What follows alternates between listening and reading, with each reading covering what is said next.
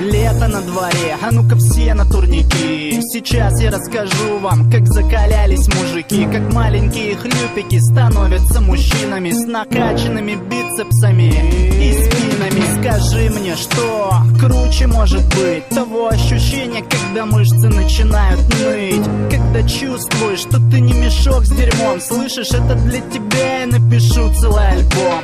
Великая нация, значит великие мужчины, без травы, алкоголя и без никотина. Лучше не позорься, не коси под патриота, ведь это титул, заработанный кровью и потом. Каждый наркоман знает, что спортсмены рулят, и пусть мои слова вонзаются в твой мозг как пули. Пусть все видят, насколько мы едины. Мы русские, а значит, что мы непобедимы.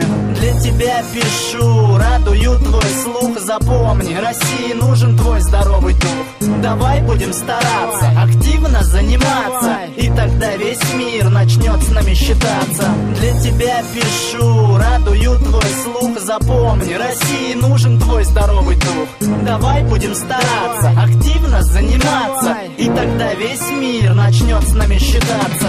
Опять про спорт, опять про турники. А что я должен был, как ты, писать про отходники? Очнись, парень, ты и так уже засрал всю нацию своими треками о том, как круто убиваться. Великая страна должна здоровой быть, хотя бы ради этого стоит против течения плыть. Трезвый образ плюс физические нагрузки, вот что значит по-настоящему быть русским.